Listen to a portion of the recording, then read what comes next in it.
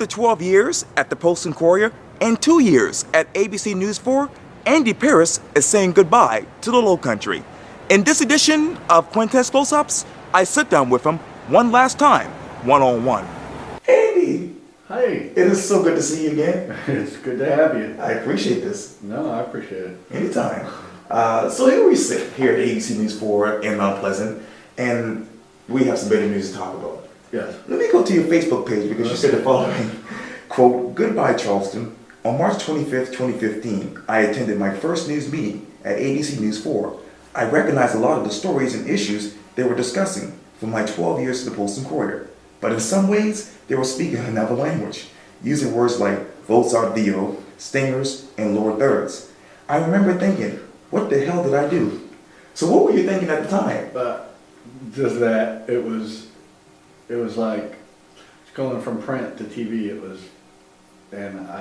I had never been in one of their meetings before, and once I realized how little I knew about their process, it was a little frightening, but I'm glad I stuck with it. I mean, that was 2 years ago, and you know, I've learned all that and more. So, I'm glad I stuck with it. It's been a cool adventure. 2 years from now, to right now actually, what is the biggest difference in your mind? From now, since 2 years ago? Yes, sir. I've learned a lot of stuff. Everything from, you know, a little bit more management and diplomacy, and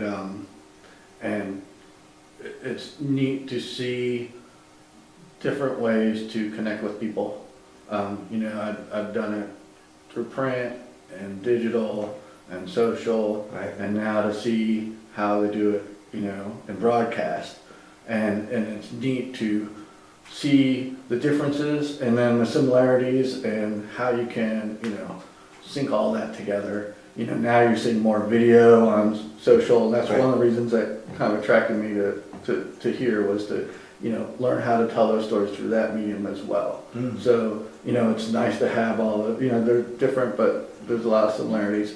And I think the more we can learn to connect with people, the more relevant we'll be in the media side.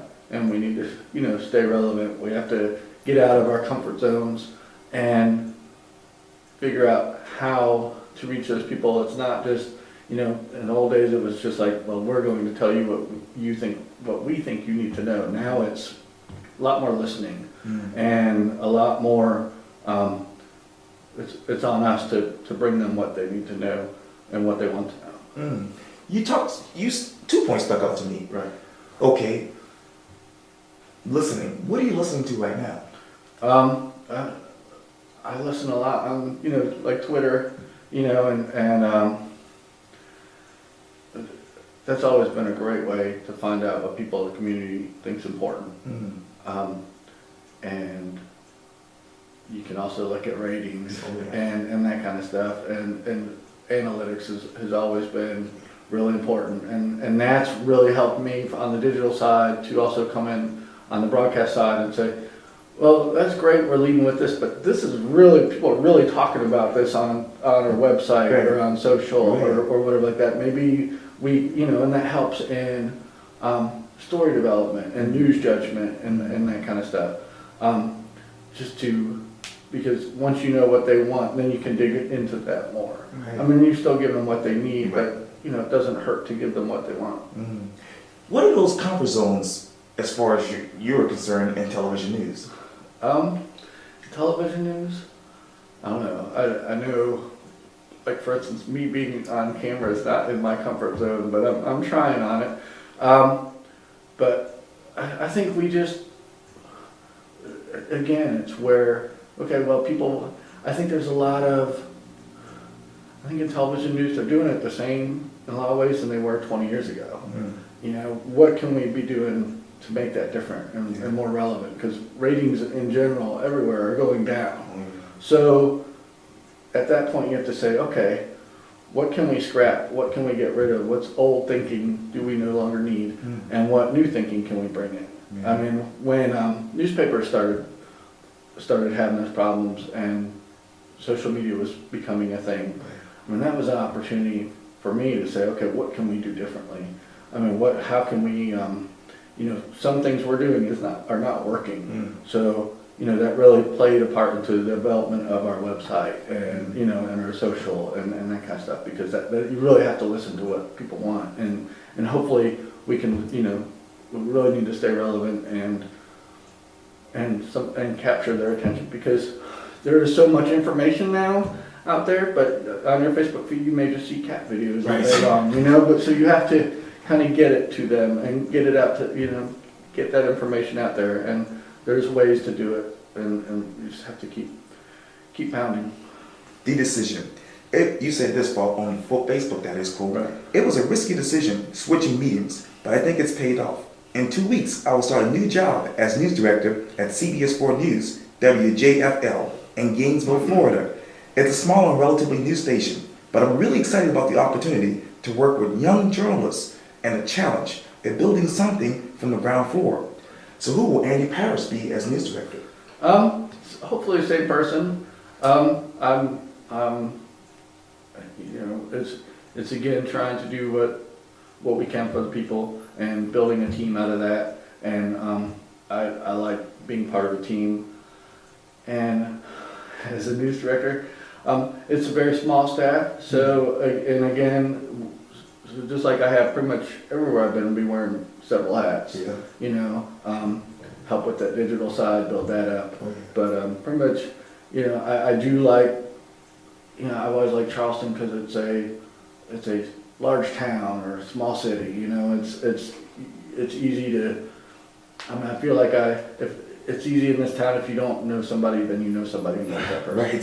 So, and Gainesville kind of has that feel to it, and I think we can really do a lot. Mm.